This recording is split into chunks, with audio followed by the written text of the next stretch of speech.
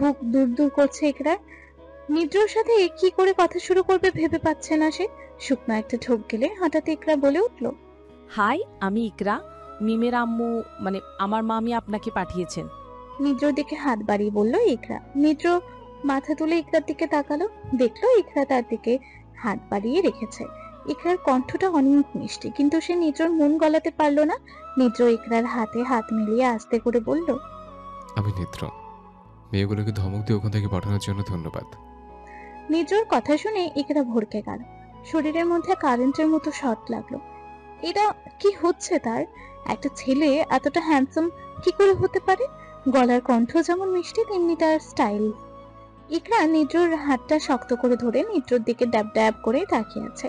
নিদ্র হাত ছাড়ানোর চেষ্টা করছে, কিন্তু ইকরা শক্ত করে ধরে রেখেছে। হ্যালো, কি করছেন আপনি? কোথায় হারালেন? আমার হাতটা ছাড়ুন। ও হ্যালো। নিদ্রর কথায় বাস্তবে ফিরল ইকরা। চট করে নিদ্রর হাত থেকে হাত সরিয়ে নিল সে।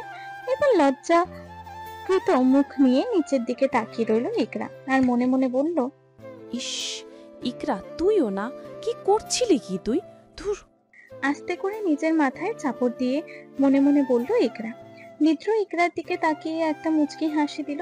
সজীব ইকরার দিকে একবার তাকালো, তারপর নিদ্রর দিকে তাকিয়ে নিদ্রর কানের কাছে এসে ফিসফিসিয়ে বলল, ভাইয়া, সামথিং ইজ রং। মনে হচ্ছে ইকরা আপুর তোমাকে মনে ধরেছে। এখানে কি রিলেশনটা করে ফেলবা নাকি? নিদ্র সজীবের কথার পিঠে কোনো কথা বলল না, কারণ সে ইকরার মনের কথা পড়ে ফেলেছে। ইকরার মনে কি চলছে সেটা নিদ্র ভালো করে বুঝতে পারছে। মিস একরা, আমি আপনাকে কিছু কথা বলছি, তা মন দিয়ে শুনুন। নিদ্রর কথা শুনে ইকরা চট করে নিদ্রর দিকে তাকালো। সে ভাবতেই পারছে না নিদ্র তার নাম মুখে নিয়েছে। হয়তো তাকে এখন বলবে, আপনাকে আমার ভালো লেগেছে। ইকরা ডাব ডাব করে নিদ্রর দিকে তাকিয়ে রইল। ইকরা নিদ্রর দিকে তাকাতেই নিদ্র বলল, মন দিয়ে শুনবেন, আমি যা যা বলবো।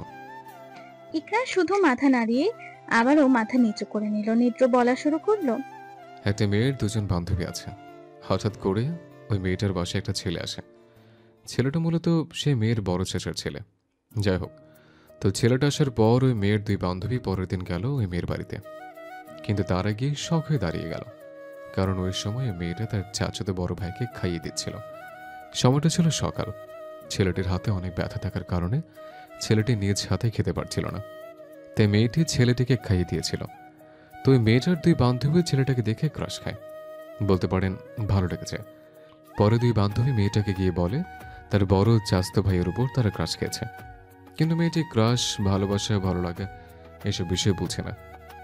তাই সে ছেলেটার কাছে এসে সরাসরি বলেছিল, ভাইয়া ক্রাশ কি, ওটা খায় কি করে?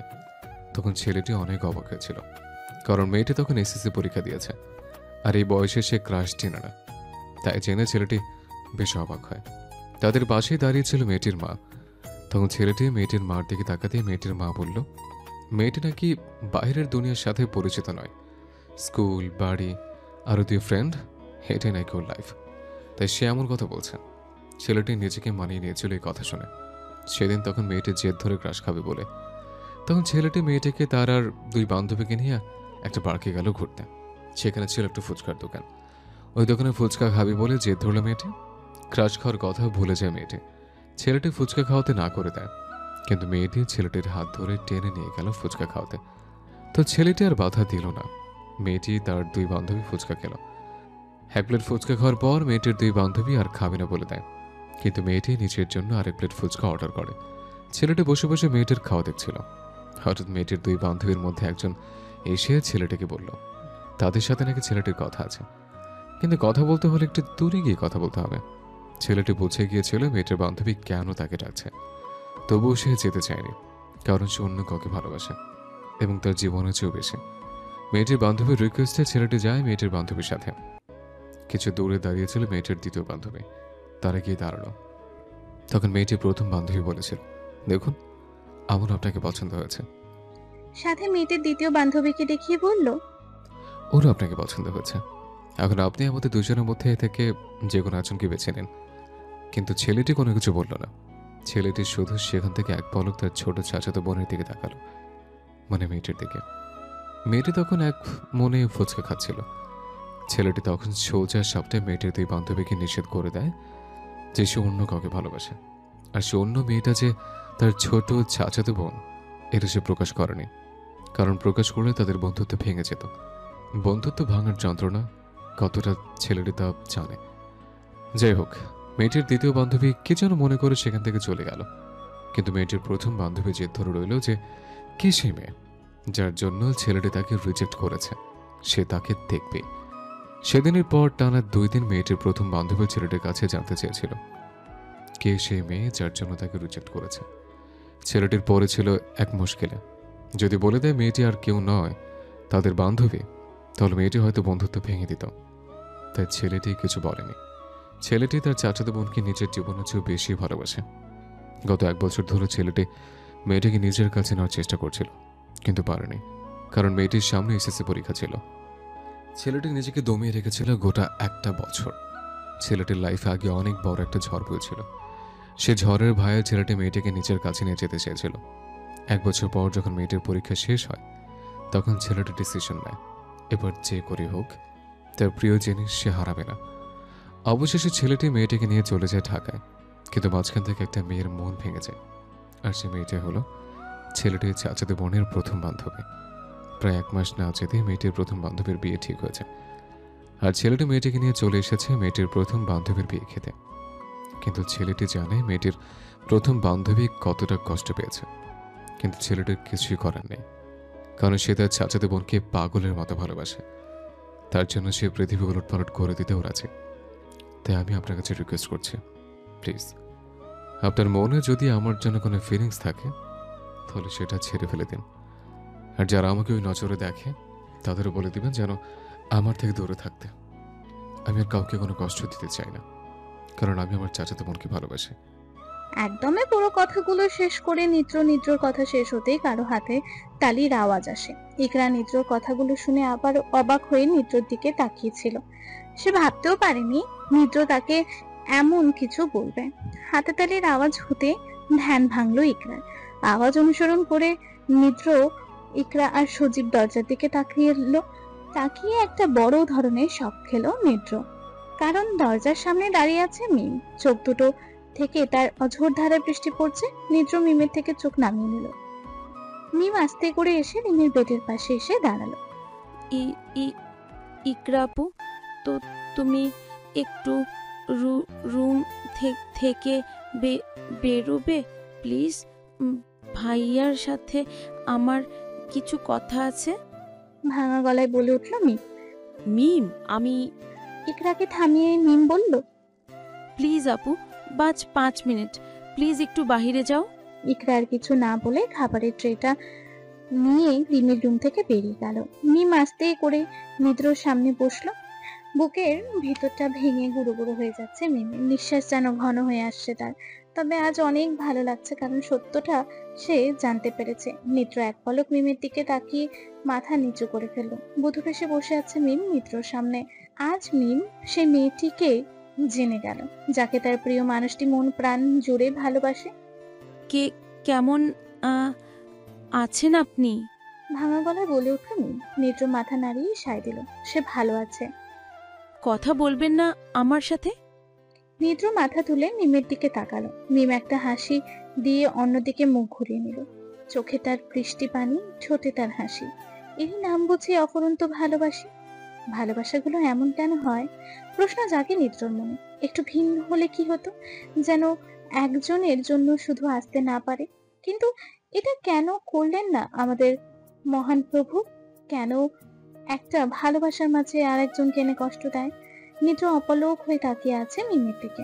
মেয়েটা অনেক কষ্ট পেয়েছে, নিদ্র বেশ বুঝতে পারছে। আরে বাবা, কথা বলুন। আমি আর এখন আপনাকে বলবো না ভালোবাসি, কারণ আমি জেনে গেছি আপনি কাকে ভালোবাসেন। ভাবনার জগৎ থেকে বেরিয়ে আসলো নিদ্র। মিমের কথা শুনে আবারও মাথা নিচু করে ফেললো সে। কি বলবে সেই মেয়েকে, যে কিনা কোনো স্বার্থ ছাড়াই একা ভালোবেসে এসেছে? প্রথমে নিদ্র ভেবেছিল মিম স্বার্থের জন্য নিদ্রকে পছন্দ করে, কিন্তু নিদ্রর পুরো ভাবনা পাল্টে দিল মিম। একতরফা ভালোবাসা বুঝি এমনই হয়? কেন এত কষ্ট দেয় এই একতরফা ভালোবাসা? নিদ্র নিজের চোখ বুঝে নিল। মিম, আমি তোমাকে আগেই বলেছিলাম। প্লিজ আপনি আগে বলুন, আপনি কেমন আছেন? মাথা নাড়াবেন না একদম। ঝটপট বলে উঠল মিম। হুম, ভালো আছি। আস্তে করে বলল নিজ। মিম একটা দীর্ঘশ্বাস ছাড়লো। আচ্ছা, কিছু খেয়েছেন? নিজ মাথা তুলে মিমের দিকে তাকিয়ে বলল, হুম, এই তো খেলাম। কাল রাতে চলে গিয়েছিলেন কেন? মাথাটা ব্যথা করছিল, তা চলে গেছে। মিম আবারও একটা দীর্ঘ নিঃশ্বাস ছাড়লো। এরপর মিম বলল, এই কথাটা আমাকে আগে বললেননি কেন? নিজ অবাক হয়ে মিমের দিকে তাকিয়ে বলল, কি কথা তোমাকে আগে বলিনি? এই যে আপনি আপনার চাচাতো বোনকে ভালোবাসেন। আমি আসলে নিজকে থামিয়ে মিম বলল, কি ভেবেছিলেন এটা জানার পর আমি আমাদের বন্ধুত্ব ভেঙে দেব? আমাদের বন্ধুত্ব এতটাও সস্তা না, বুঝলেন? সেই ছোট থেকে তিনজনে একসাথে বড় হয়েছি, এত সহজে কি করে ভুলে যাব? নিজ আবারও মাথা নিচু করে বলল, আমি বুঝতে পারিনি। আমি ভেবেছিলাম তুমি এটা জানার পর তোমাদের বন্ধুত্ব ভেঙে দেবে। মিত্রর কথা শুনে মিম নিজ থেকে মুখ সরিয়ে রুমের দরজার দিকে তাকিয়ে বলল, আমাকে কি আপনি বোকা পেয়েছেন যে আমি আমার বান্ধবীকে ছেড়ে দেব?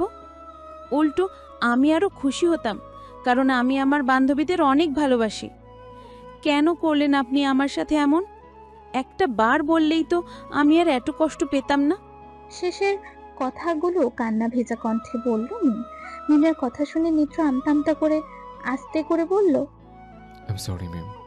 মিম এবার একটু হালকা জোরে হাসি দিয়ে বলল, কি বললেন? সরি? দিতে পারবেন আমার সেই দিনগুলো ফিরিয়ে, যেই দিনগুলো আমি না খেয়ে আপনার জন্য কেঁদেছি? দিতে পারবেন সেই দিনগুলো ফিরিয়ে, যেই দিনগুলো আমি ব্লেড দিয়ে আমার হাত কেটেছি, আমার শরীর থেকে রক্তক্ষরণ করেছি? মিমের কথা শুনে নিদ্র চট করে মিমের দিকে তাকায়। মিম মুখ সরিয়ে নেয় নিদ্রর থেকে। মেয়েটা এমন কেন? প্রশ্ন জাগে নিদ্রর মনে আবারও। এতটা ভালো তাকে কে বাঁচতে বলেছে? একটা ভালোবাসা যে কখনো পূর্ণতা পায় না, মেয়েটা কি তা জানে না? নিদ্রর ভাবনার মাঝেই মিম আবারও নিদ্রর দিকে তাকালো। দেখলো নিদ্রর চোখে পানি। এটা দেখে মিমের একটু খারাপ লাগলো। সে হাতে থাকা টিস্যু নিয়ে নিদ্রর দিকে হাত বাড়িয়ে দিয়ে বলল, আমি দুঃখিত আপনাকে কষ্ট দেবার জন্য। প্লিজ আপনি চোখের পানিটা মুছে ফেলুন। আপনার চোখে পানি মানায় না, কেমন যেন লাগছে আপনাকে। নিদ্র মুচকি হাসি দিয়ে মিমের কাছ থেকে টিস্যুটি নিয়ে নিল। মিম আবারও বলল, আচ্ছা, এইসব বিষয় এখন বাদ দেন। এখন যেহেতু অন্যের বউ হয়ে যাচ্ছি, তাহলে এগুলো বলে লাভ নেই। নিদ্র মিমের দিকে তাকালো। এরপর বলল, ছেলেটার নাম কি? কি করে? নিদ্রর কথা শুনে মিম একটু নড়ে চড়ে বসে বলল, বিদেশি ছেলে, নাম নিলয়, আমেরিকায় থাকে। বিয়ের পর নাকি ওখানে নিয়ে যাবে। একটা বিরক্তিকর লোক। শেষের কথাটা বিরক্তিকর মুখ দেখিয়ে বলল মিম। নিদ্র একটা হাসি দিয়ে বলল, কেন? কি করছে সে? নিদ্রর কথা শুনে মিম চট করে বলে উঠল, কি করেনি তাই বলেন? যেদিন থেকে আমাকে দেখে গেছে, সেই দিন থেকে আমাকে ডিস্টার্ব করা শুরু করে দিয়েছে। এই 2-3 দিনে পুরো জ্বালিয়ে ফেলেছে আমাকে। কল দিয়ে দিয়ে পুরো মাথা খেয়ে ফেলছে। এই দেখুন, এখনো প্রায় 6-7টা কল দিয়েছে। বিয়ে করতে আসবে, এখনো নাকি তার কল করতে হবে। হাতে থাকা ফোন নিদ্রর দিকে বাড়িয়ে দিয়ে বলল মিম। নিদ্র মিমের কথা শুনে জোরে হেসে উঠল। এতক্ষণ পর্যন্ত সজীব চুপচাপ বসে মিম আর নিদ্রর কথাগুলো শুনছিল। নিদ্রর হাসি দেখে সজীবও হেসে উঠল, মিমও হাসছে। নিদ্র নিজের হাসি থামিয়ে বলল, ছেলেটা তো দেখছি তোমার উপর পাগল হয়েছে।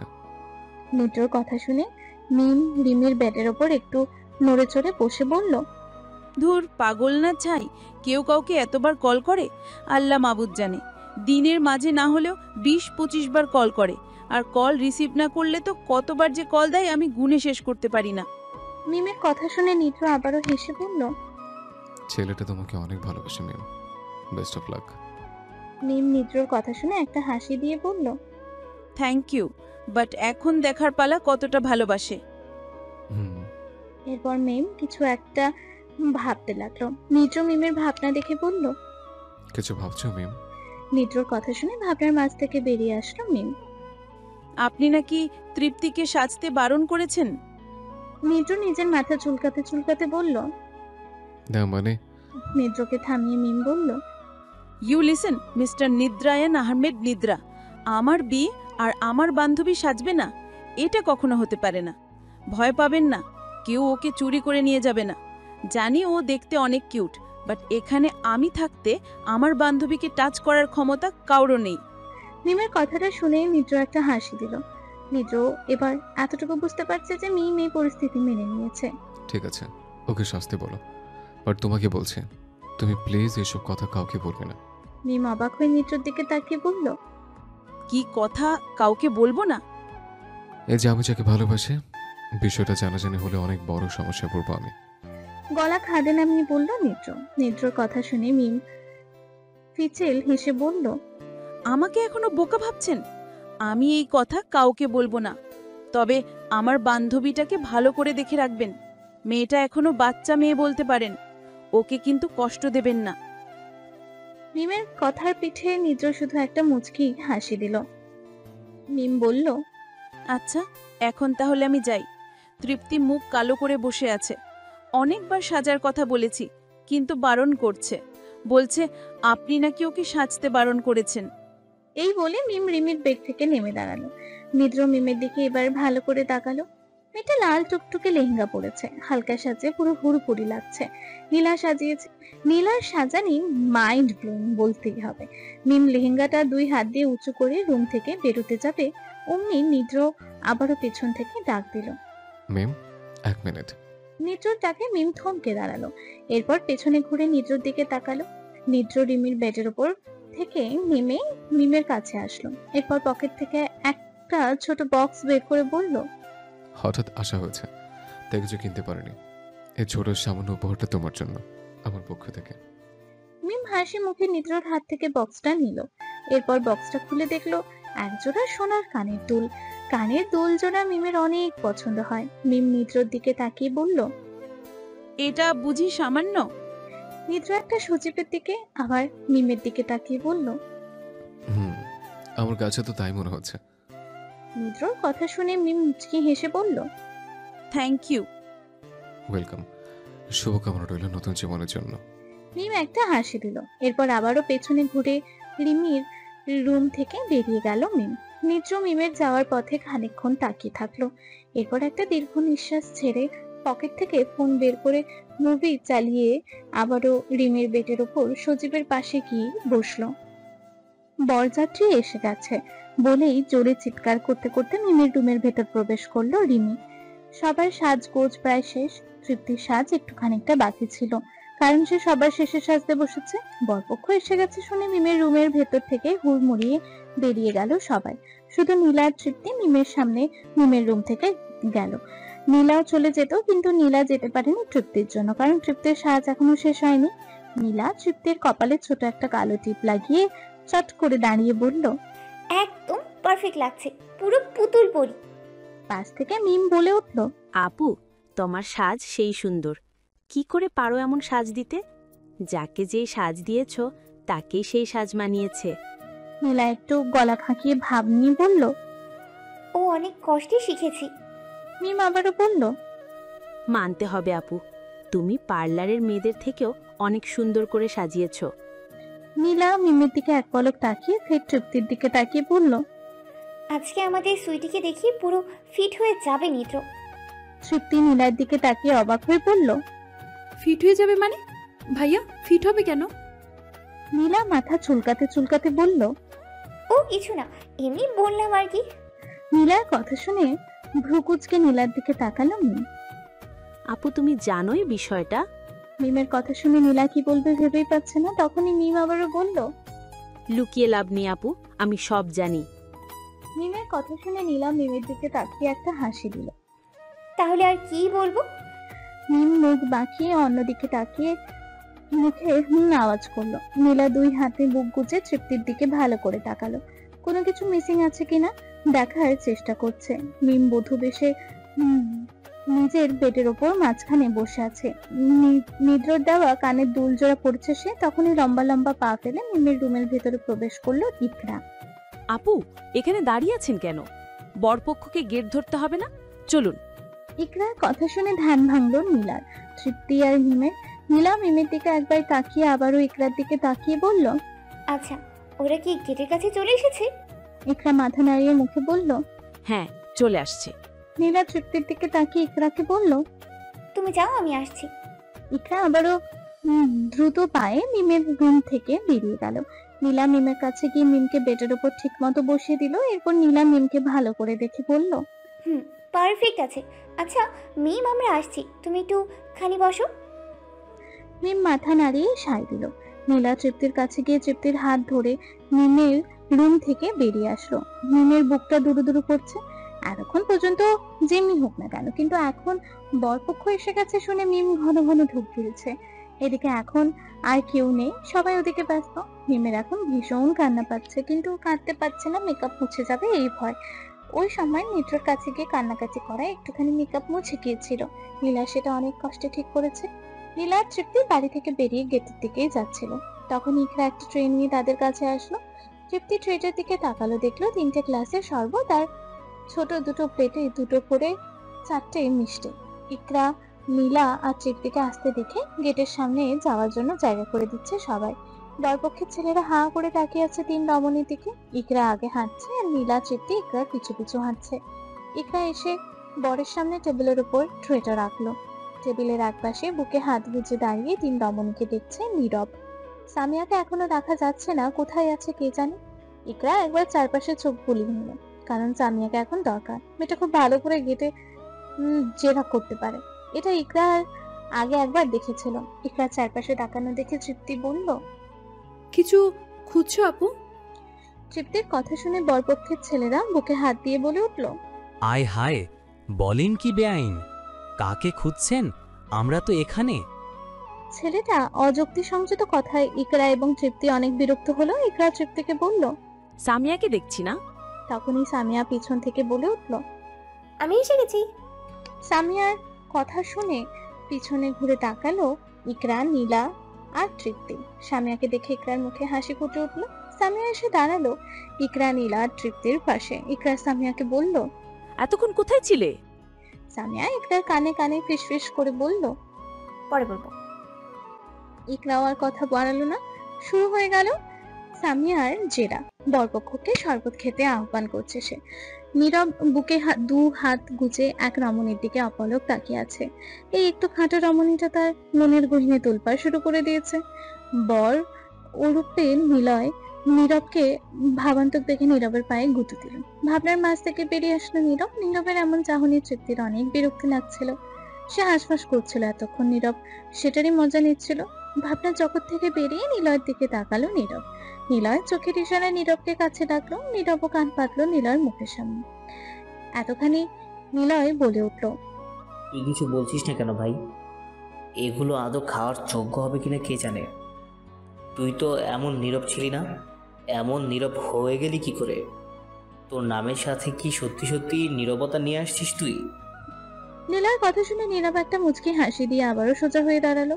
নীরবের উপর এখন কত মেয়ে ক্রাশ খেয়ে বসে আছে কি জানে। লামিয়া, সানিয়ার সাথে এরকম আরো অনেক মেয়েরা নীরবের দিকে হাঁ করে তাকিয়ে রইল।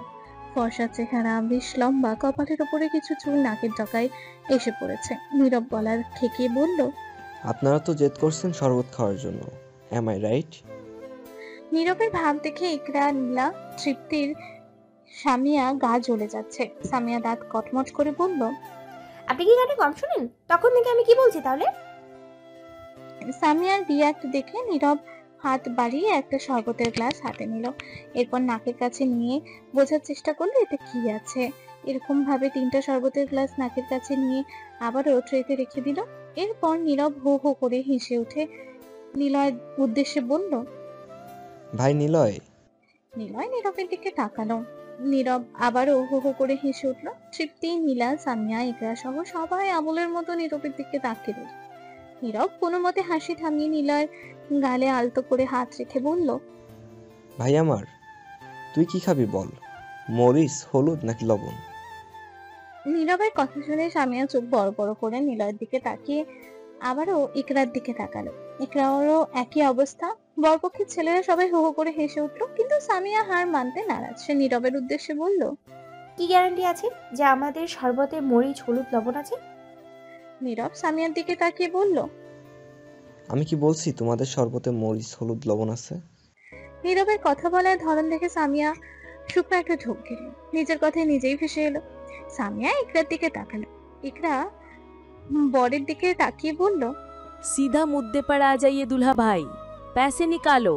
ইকরার কথা শুনে বরপক্ষের ছেলেরা হাঁ করে তাকিয়ে রইল। একটা ছেলে এগিয়ে এসে বলল, कितने पैसे चाहिए आप लोगों को बयान? ছেলেটার কথা শুনে ইকরা ভাব দেখিয়ে বলে উঠল। 10,000 पैसे निकालो। এদের কথা শুনে সবাই হো হো করে হেসে উঠল।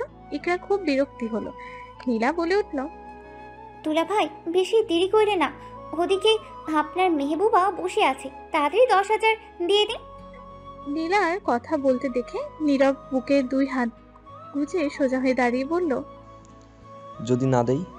এবার তৃপ্তি মুখে বলল, তাহলে যেভাবে আসছেন সেভাবে চলে যান। সোজা সাপটা বলে দিল তৃপ্তি। তৃপ্তির কথা শুনে সবাই ভ্রু কুচকে তৃপ্তির দিকে তাকালো। সামিয়া তো শখ হয়ে তাকিয়ে আছে তৃপ্তির দিকে।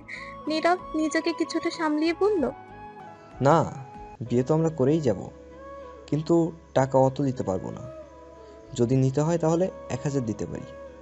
নীরবের এই কথা শুনে তৃপ্তি টেবিলের উপর একটা থাপ্পড় দিয়ে বলল, 10,000 মানে 10,000, 1 টাকাও কম হলে ভিতরে প্রবেশ করতে পারবেন না।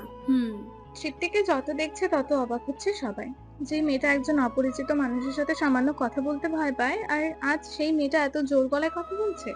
তৃপ্তির হাত টেবিলের ওপর থাকায় সামিয়া তৃপ্তির হাতের ওপর হাত রেখে বলল, হ্যাঁ, 10,000-এর 1 টাকাও কম হলে চলবে না। সামিয়ার কাণ্ড দেখে ইকরা নীলাও তৃপ্তির হাতের উপর হাত রেখে বলল, 1 টাকাও কম হলে চলবে না।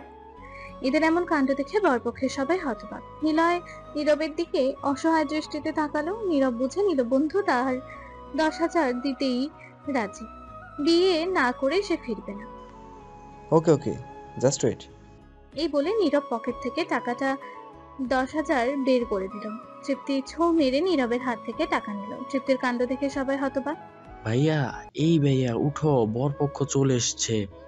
সজীবের কথায় ঘুম ভাঙলো নির্ঝর। ফোনে মুভি দেখতে দেখতে কখন যে রিমির বেডের উপর ঘুমিয়ে পড়েছে খেয়ালই নেই। সজীবের ধাক্কা খেয়ে ঘুম ভাঙে তার। নিদ্র আরামোড়া ভেঙে হাই তুলতে তুলতে বলে ওঠে, কখন এসছে?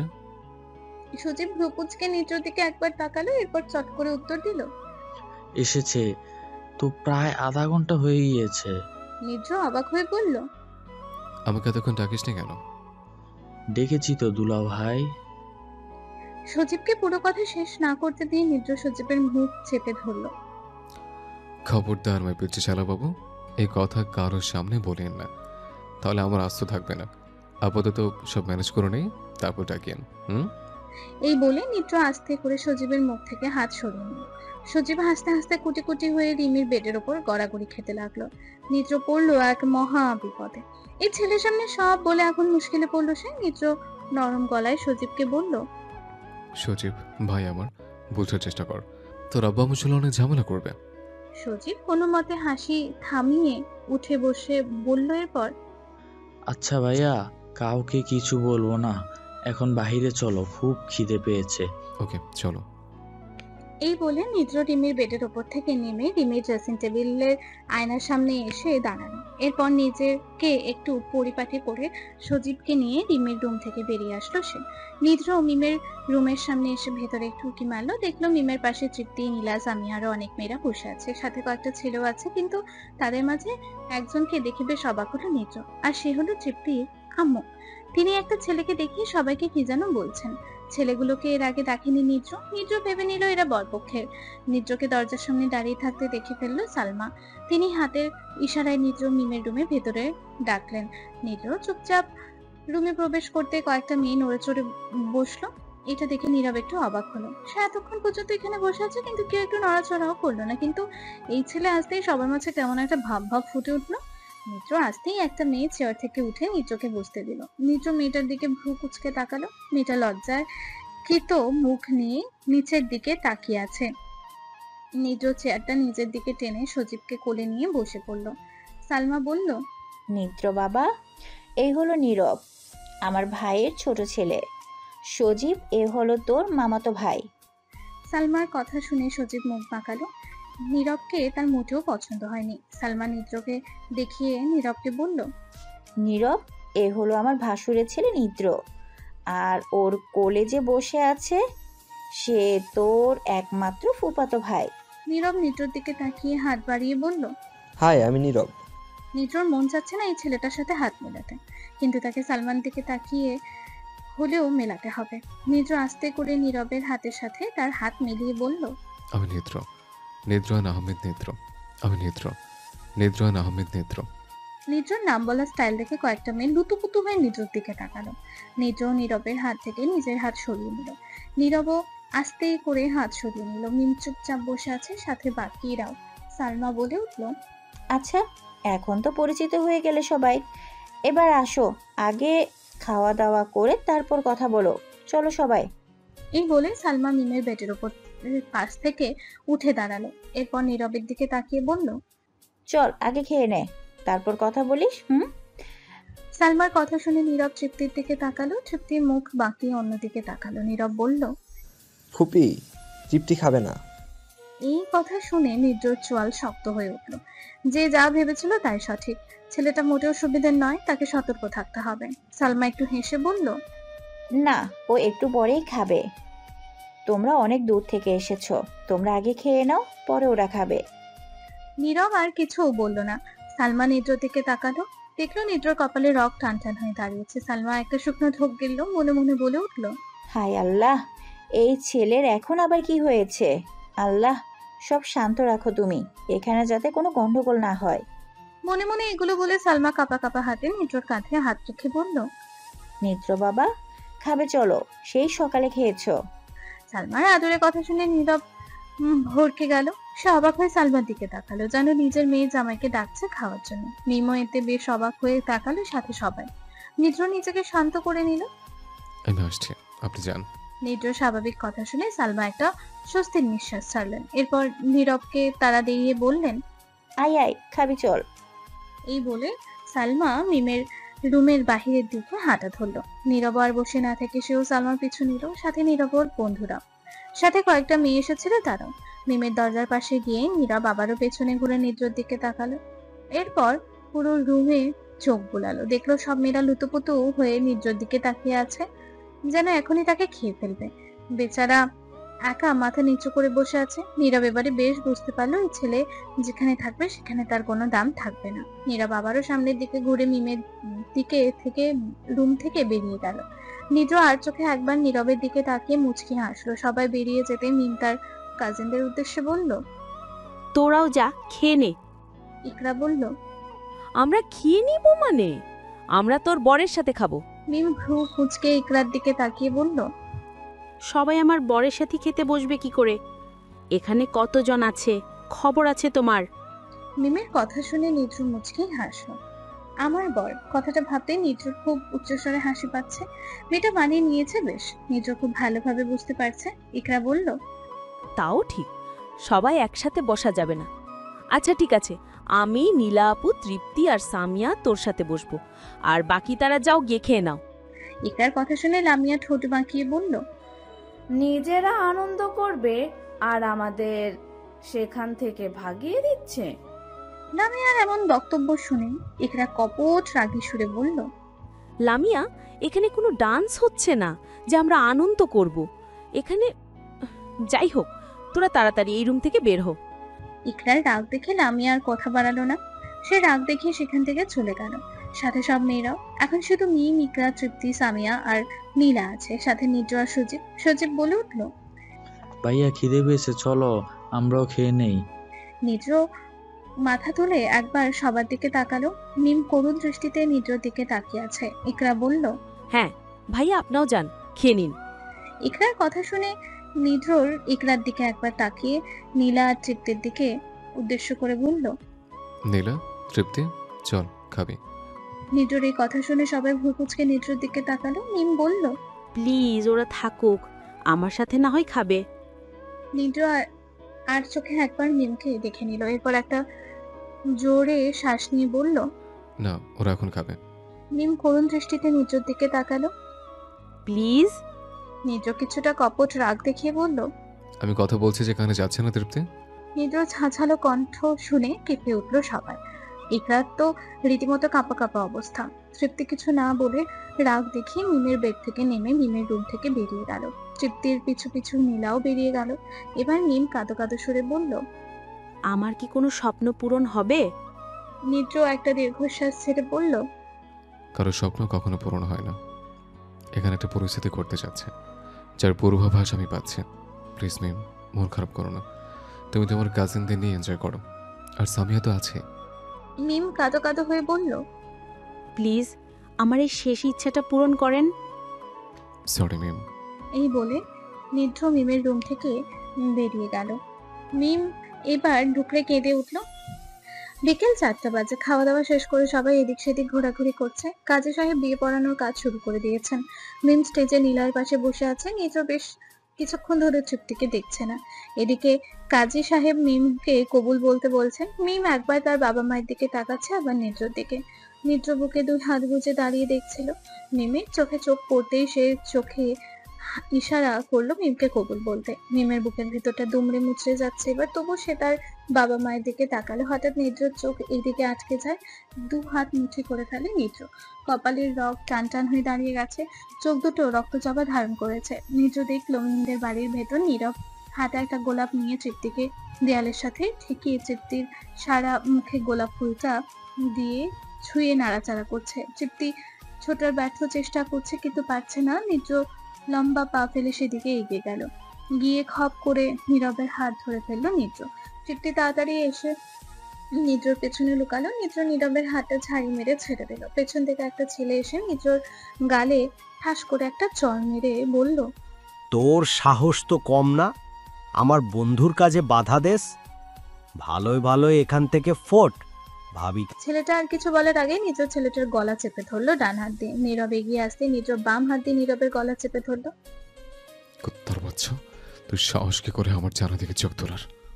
এই বলে নিদ্র নিজের গায়ে সর্বশক্তি দিয়ে নীরব আর তার বন্ধুর গলা চেপে ধরল। একটু দূর থেকে বজলুর এটা দেখতে পায়। তিনি চিৎকার করে নিদ্রর কাছে দৌড়ে আসেন। নিদ্র হাত নীরব আর বন্ধুর গলা থেকে ছোটানোর চেষ্টা করেন তিনি। সাথে আরো অনেকেই এসেছে ছোটাতে। অনেক ধস্তাধস্তির পর নিদ্র হাত নীরব আর তার বন্ধুর গলা থেকে সরাতে পারলো। প্রায় অর্ধেক মরণের দরজায় নীরব আর তার বন্ধুকে নিয়ে গিয়েছিল নিদ্র। গলা থেকে হাত সরাতেই ফ্লোরে লুটিয়ে পড়লো তারা। মুহূর্তেই বিয়েবাড়ির মাঝে হাহা করে হই হুলস্থুল শুরু হয়ে গেল। নিদ্রকে কিছুতেই থামাতে পারছেন না বজলুরকে আর সাথে দুজনকে ঠেলে নিদ্র তেড়ে আসতে নিচ্ছে নীরবের দিকে। তাড়াতাড়ি বরপক্ষের কিছু লোক নীরব আর তার বন্ধুকে সেখান থেকে নিয়ে গেল। সালমা শুধু হতবাক হয়ে তাকিয়েছিলেন। বজলুর অনেক কষ্টে নিদ্রকে শান্ত করে, কিন্তু নিদ্রর রাগ এখনো কমছে না। সে তৃপ্তির হাত ধরে টেনে বিয়েবাড়ি থেকে বের করে নিয়ে এলো। সবাই শুধু হতবাক হয়ে তাকিয়েছিল নিদ্রর দিকে। মুহূর্তের মাঝে কি থেকে কি হয়ে গেল কেউই বুঝতে পারলো না। মিম অঝোর ধারায় কান্না করছে। কান্না করতে করতে 3 বার কবুল বলে দিল সে। বিয়ে বাড়ি থেকে বেরিয়ে তৃপ্তিকে নিয়ে চেয়ারম্যান বাড়ির দিকে হাঁটা ধরলো নিদ্র। রাগ তার চরম সীমায় পৌঁছে গেছে। বজলুর আজ না আটকালে নীরবকে হয়তো মেরেই ফেলতো। তৃপ্তি নিদ্রর হাঁটার সাথে পেরে উঠছে না। সে হুমড়ি খেয়ে বারবার পড়ে যাচ্ছে। এটা দেখে নিদ্র চট করে তৃপ্তিকে কোলে তুলে নিল। তৃপ্তি ভয়ে কিছু বলতে পারছে না, থরথর করে কাঁপছে সে। নিদ্র লম্বা লম্বা পা ফেলে চেয়ারম্যান বাড়িতে চলে আসলো। তৃপ্তিকে তৃপ্তির রুমে নিয়ে গিয়ে তৃপ্তির বেডের উপর শুইয়ে দিল। এরপর চেপে ধরলো তৃপ্তিকে নিদ্র তৃপ্তির বেডের সাথে। তৃপ্তির চোখ মুখ বুজে থরথর করে কাঁপছে। নিদ্রর চোখের দিকে তাকাতে পারছে না সে। কি হচ্ছে সে কিছুই বুঝতে পারছে না। 2 হাত মুঠিবদ্ধ করে ধীরে ধীরে চোখ খুলে নিদ্রর দিকে তাকালো তৃপ্তি। চট করে আবারও চোখ বুঝে নিল। এত রাগ কেন ছেলেটা সেটাই বুঝতে পারছে না তৃপ্তি। চোখ দুটো থেকে যেন আগুন বের হচ্ছে, নাক মুখ লাল হয়ে আছে। তৃপ্তি আবারও ধীরে ধীরে চোখ খুলে নিচের দিকে তাকালো। ভয় ভয় বলে উঠল তৃপ্তি, ভাইয়া। তৃপ্তি আর কিছু বলার আগে নিত্র তৃপ্তির ঠোঁট নিজের ঠোঁটের দিকে চেপে ধরলো। তৃপ্তির থমাথমি খেয়ে 2 হাত দিয়ে নিজের টি শার্ট খামচে মেরে ধরলো। শরীরের মধ্যে দিয়ে কয়েকশো কিলোমিটার বেগে ঝড় বয়ে গেল তৃপ্তির। তৃপ্তির চোখ দুটো বড় বড় করে নিদ্রর দিকে তাকিয়ে আছে। নিদ্র চোখ দুটো এখনো বন্ধ। এদিকে নিদ্র তৃপ্তির ঠোঁট দুটো যেন ছিঁড়ে ফেলছে। রাগ পুরোটা ঝাড়ছে সে তার তৃপ্তির ঠোঁটের উপর। তৃপ্তি ব্যথায় আবেশে চোখ বুঝে নিল। কিছু সময় যাওয়ার পর তৃপ্তি আর নিতে পারছিল না। নিদ্রর মাথা 2 হাত দিয়ে শক্ত করে জড়িয়ে ধরলো সে। চলে গেল আরো কিছু সময়। তৃপ্তি নিঃশ্বাস ঘন হয়ে আসছে, জোরে জোরে বুক ওঠানামা করছে। এ কেমন ফিলিংস হচ্ছে তার? এর আগে তো কখনো এমন ফিলিংস এর সাথে পরিচিত হয়নি সে।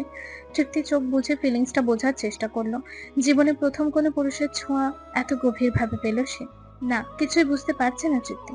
নিদ্র আস্তে করে তৃপ্তির হাত নিজের মাথা থেকে সরালো। এরপর তৃপ্তির ঠোঁটের দুটো থেকে উঠে আসলো সে।